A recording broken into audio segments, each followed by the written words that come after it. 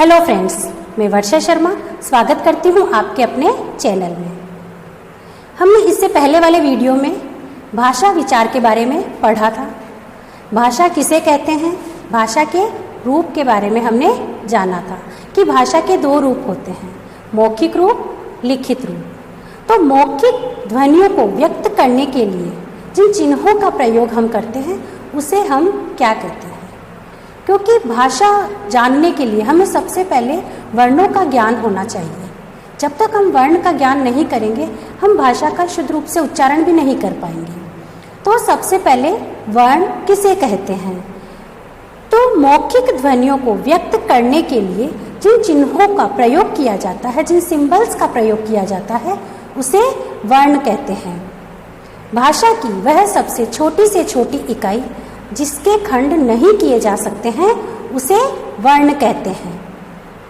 वर्ण की विशेषताएं कि वर्ण की कौन कौन सी विशेषताएं हैं, तो सबसे पहली विशेषता है कि वर्ण भाषा की सबसे छोटी इकाई है। वर्ण के खंड नहीं किए जा सकते, मतलब जो वर्ण है अगर हम उनके खंड करना चाहें तो हम नहीं कर सकते हैं। भाषा के प्रत्येक शब्द का निर्माण वर्ण से होता है। हम हिंदी भाषा में जितने भी शब्द का प्रयोग करते हैं उन सभी शब्दों का निर्माण वर्णों की सहायता से ही होता है। वर्ण भाषा का मूल आधार है। जब तक हम वर्ण का ज्ञान नहीं करेंगे, वर्णों के बारे में नहीं जानेंगे, तब तक हम भाषा का शुद्ध रूप भी नहीं जान सकते। तो वर्ण भाषा का मूल आधार है। हिंदी में वर्ण को अक्षर भी कहते हैं। अब है वर्णमाला। हम सभी ने बचपन में स्वर और व्यंजन पढ़ा है। वर्णमाला का भी हमने ज्ञान प्राप्त किया है। अब मैं क, प, ल, व ये बोल रही हूँ, तो क्या ये वर्णमाला है क्या? नहीं है। वर्णमाला में जो वर्ण है उनका समूह क्रमबद्ध होना चाहिए और व्यवस्थित होना चाहिए। अगर हम उल्टे सीधे वर्ण बोलेंगे तो वर्णमाला नहीं होगी। तो वर्णमाला किसे कहेंगे कि वर्णों के व्यवस्थित क्रमबद्ध समूह को वर्णमाला कहते हैं। जितने भी वर्ण हैं उनका एक समूह होना चाहिए, वो भी क्रमबद्ध समूह होना चाहिए। क्रम से, जैसे क, ख, ग, घ, अंग, मतलब क्रम होना चाहिए उनका। हम उसे उल्टा सीधा नहीं बोल सकते हैं, ना ही हम उसे उल्टा सीधा लिख सकते हैं।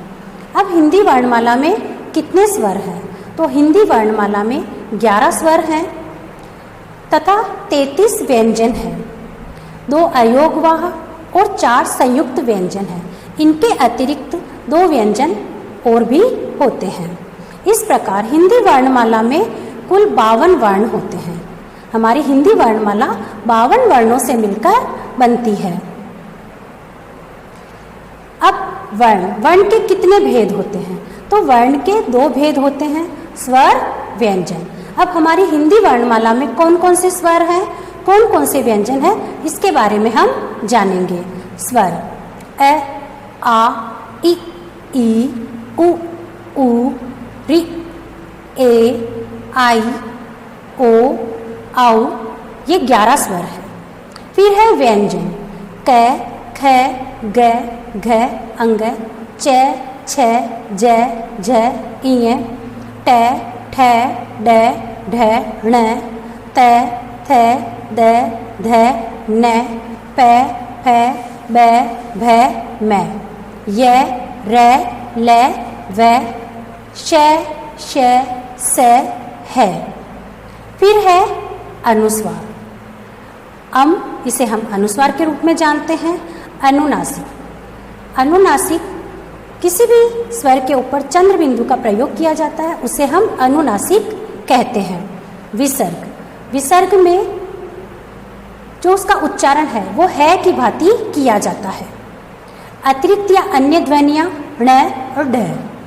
फिर है आगत ध्वनियाँ ओ, ज, फ। फिर है ड और ढ। ये निम्न बिंदु हैं और ये वर्ण शब्दों के प्रारंभ में कभी भी नहीं आते हैं, मतलब इनका हम प्रयोग शब्दों के प्रारंभ में कभी भी नहीं कर सकते हैं। तो हिंदी वर्णमाला में 11 स्वर हैं, 33 व्यंजन है, फिर अनुस्वार, अनुनासिक, विसर्ग, अतिरिक्त ध्वनियाँ, आगत ध्वनियाँ आती हैं। फिर है वर्णों के प्रकार। तो उच्चारण के आधार पर, मतलब हम किस प्रकार से इनका उच्चारण करते हैं, तो उच्चारण की दृष्टि से वर्णों के दो भेद होते हैं, स्वर, व्यंजन। स्वर किसे कहते हैं, तो जिन वर्णों को बोलते समय किसी अन्य ध्वनि की आवश्यकता नहीं होती है, मतलब हमें किसी और अन्य ध्वनि की सहायता लेनी ही नहीं होती है, वहाँ हम उसे क्या कहेंगे, स्वर कहेंगे। हिंदी में स्वरों की संख्या 11 होती है। स्वर वर्णों का उच्चारण स्वतंत्र रूप से होता है। स्वरों के उच्चारण में हवा हमारे मुख से बिना किसी रुकावट के बाहर निकलती है, मतलब जब भी हम स्वर का उच्चारण करेंगे तो हमारे मुख से जो हवा निकलती है वो बिना किसी अवरुद्ध के, बिना किसी रुकावट के बाहर निकलती है। स्वर के भेद, तो उच्चारण में लगने वाले समय की दृष्टि से स्वर के 3 भेद होते हैं, ह्रस्व स्वर, दीर्घ स्वर, प्लुत स्वर। ह्रस्व स्वर संख्या में 4 होते हैं, इन्हें हम मूल स्वर भी कहते हैं, ए, ई, उ, री। ये 4 ह्रस्व स्वर हैं, इन्हें मूल स्वर भी कहा जाता है। दीर्घ स्वर, इनकी संख्या 7 होती है, आ, ई, उ, ए, आई, ओ, औ। ये 7 दीर्घ स्वर हैं। इन्हें हम, ये जो स्वर है ये 2 स्वरों के मेल से बनते हैं। फिर है ह्रस्व स्वर। ह्रस्व स्वर किसे कहते हैं, ह्रस्व स्वर, तो जिन स्वरों के उच्चारण में बहुत थोड़ा समय लगता है, मतलब हम जब इनका उच्चारण करते हैं तो हमें बहुत कम समय लगता है, इसे हम क्या कहेंगे, ह्रस्व स्वर कहेंगे। ह्रस्व स्वर 4 होते हैं। दीर्घ स्वर, जिन स्वरों के उच्चारण में ह्रस्व स्वर से दुगना समय लगता है उसे दीर्घ स्वर कहते हैं। इन स्वरों की संख्या 7 होती है। ये 2 स्वरों के मेल से बनते हैं, मतलब जितने भी दीर्घ स्वर हैं ये किसी न किसी स्वर के मेल से बनेंगे।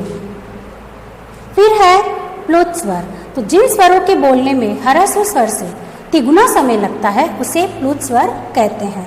जब हमें किसी को आवाज़ देनी होती है, हमको किसी को पुकारना होता है, तो हम प्लुत स्वर का प्रयोग करते हैं। संस्कृत में जब हम मंत्रों का उच्चारण करते हैं तो वहाँ भी हम प्लुत स्वर का प्रयोग करते हैं, जैसे ओम। तो यहाँ जब हमने ओम का उच्चारण किया तो यहाँ हमने प्लुत स्वर का प्रयोग किया। फिर है स्वरों की मात्राएं, तो जब किसी स्वर को व्यंजन के साथ मिलाते हैं तो स्वर का स्वरूप बदल जाता है, इसे ही स्वर की मात्रा कहते हैं। फिर है अनुस्वार। अनुस्वार किसे कहते हैं, तो अनुस्वार का उच्चारण नाक से किया जाता है। इसका चिन्ह शिरोरेखा के ऊपर बिंदु के रूप में लगाया जाता है। जब हम अनुस्वार का प्रयोग करते हैं तो कोई भी वर्ण अगर है, कोई भी शब्द अगर है, तो वहाँ हम उस वर्ण के ऊपर एक बिंदु लगाते हैं, उसे हम अनुस्वार कहते हैं। जैसे अंत, संतरा, नारंगी, पलंग आदि। फिर है अनुनासिक, तो इसका उच्चारण नाक और मुख दोनों से होता है। इसका चिन्ह शिरोरेखा के ऊपर चंद्र बिंदु के रूप में दर्शाते हैं। इनका प्रयोग स्वरों के साथ होता है, जैसे आंगन, आँख, अंधेरा आदि। फिर है विसर्ग, इसका उच्चारण है की तरह किया जाता है, मतलब जब हम विसर्ग का प्रयोग करते हैं तो जब हम बोलते हैं तो है का उच्चारण होता है की आवाज़ निकलती है, जैसे पुनः, प्रातः, अतः। इसे व्यंजनों के आगे लगाया जाता है। फिर है हलंत, इसका प्रयोग व्यंजन के नीचे किया जाता है। जिस व्यंजन में स्वर नहीं होता है वहाँ हलंत का प्रयोग किया जाता है, क्योंकि हमने पढ़ा है कि व्यंजन, पूर्ण रूप से व्यंजन तभी होगा जब उसमें स्वर मिला हुआ होगा। अगर किसी व्यंजन में स्वर नहीं है तो वहाँ हम हलंत का प्रयोग करते हैं, और अगर उसमें स्वर मिला हुआ है तो हम हलंत का प्रयोग नहीं करते हैं। फिर है अयोगवाह, ऐसे वर्ण जो ना तो स्वर के मेल से बनते हैं और ना ही व्यंजन के मेल से बनते हैं, अयोगवाह कहलाते हैं। अयोगवाह के 3 रूप होते हैं, अनुस्वार, अनुनासिक और विसर्ग। अब अनुस्वार और अनुनासिक में अंतर, कि अनुस्वार किसे कहते हैं और अनुनासिक किसे कहते हैं। तो अनुस्वार में वर्ण का उच्चारण केवल नाक से होता है, जबकि अनुनासिक में जब हम इसका उच्चारण करते हैं तो मुख और नासिका दोनों का ही प्रयोग करते हैं। अनुस्वार और अनुनासिक प्रयोग से शब्द के अर्थ में भी परिवर्तन आ जाता है। जैसे हंस, यहाँ मैंने अनुस्वार का प्रयोग किया तो हंस इसका अर्थ क्या होगा, एक पक्षी। हंस, यहाँ मैंने अनुनासिक का प्रयोग किया है तो इसका अर्थ होता है एक क्रिया, मतलब हंसना, जो कि एक क्रिया है। तो अनुनासिक और अनुस्वार का अगर हम प्रयोग करते हैं तो उससे शब्द के अर्थ में परिवर्तन आ जाता है। फिर है र में ऊ और ऊ की मात्राएं, मतलब र के विभिन्न रूप। तो र व्यंजन का प्रयोग मात्रा के रूप में भी किया जाता है। र के 3 रूप देखने में आते हैं कि जिन व्यंजनों में पाई होती है उन्हें स्वर रहित दिखाने के लिए र का प्रयोग पदेन के रूप में किया जाता है। जैसे भ्रम, यहाँ पर जो भ है वो स्वर रहित है, जबकि जो र है वो स्वर युक्त है। क्रम, इसमें जो क है ये स्वर रहित है, र स्वर युक्त है। तो यहाँ पर भ्रम और क्रम, इसमें र को जब हम लिखते हैं तो पदेन के रूप में इसका प्रयोग किया गया है। जिन व्यंजनों में पाई नहीं होती है उन्हें स्वर रहित दिखाने के लिए र का प्रयोग किया जाता है। जैसे ट जमा र, ट्र, ड जमा र, ड्र। उदाहरण देखते हैं हम, ट्रक, ड्रम आदि।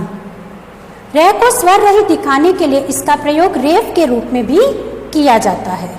उच्चारण करते समय इसकी जहाँ आवाज़ आती है उससे अगले व्यंजन के रूप में हम इसे लगाते हैं। जैसे सूर्य, यहाँ पर जो र का प्रयोग किया गया है वो य के ऊपर किया गया है। धर्म, यहाँ पर र का प्रयोग मैं के ऊपर किया गया है। कर्म, यहाँ पर भी मैं के ऊपर र का प्रयोग किया गया, मतलब जहाँ इसकी आवाज़ आती है उससे अगले व्यंजन के रूप में व्यंजन के ऊपर हम इस र का प्रयोग करते हैं। फिर है री की मात्रा। री एक स्वर है और इसका उच्चारण री की तरह ही होता है।